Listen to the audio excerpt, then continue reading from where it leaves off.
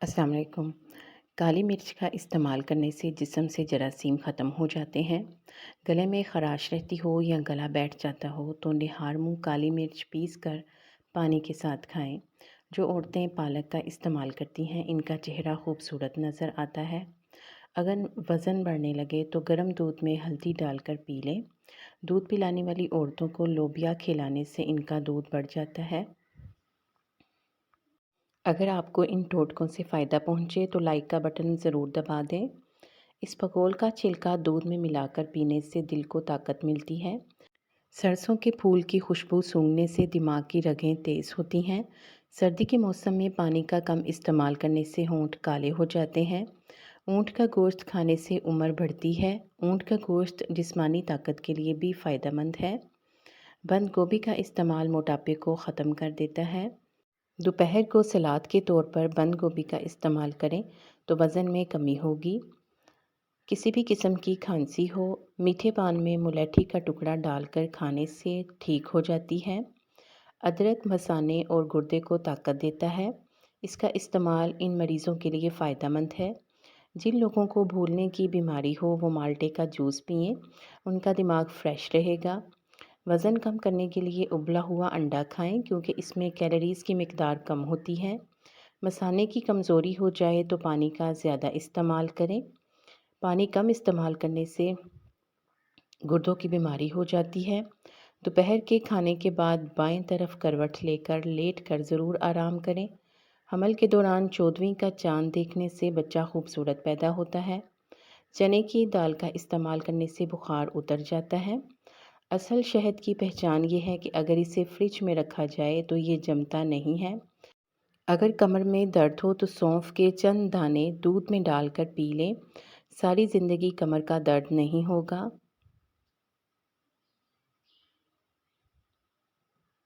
ख़वातीन को अंदरूनी कमज़ोरी हो या खून की कमी हो तो रोज़ाना खजूरों का इस्तेमाल करें।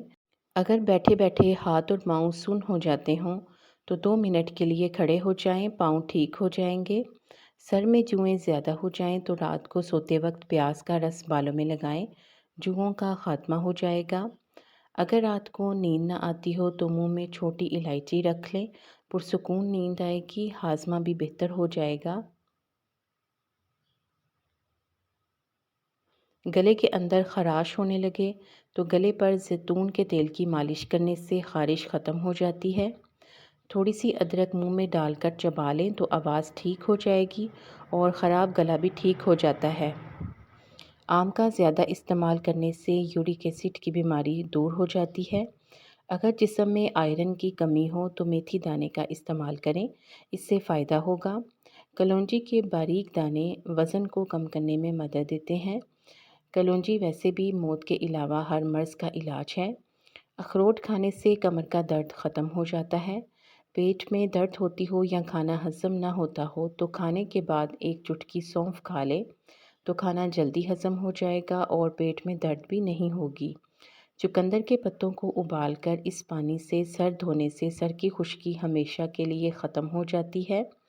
अमरूद के बीज खाने से चेहरा साफ़ और शफ़ाफ़ हो जाएगा। अनार का जूस पीने से चेहरे का रंग अनार जैसा लाल हो जाएगा।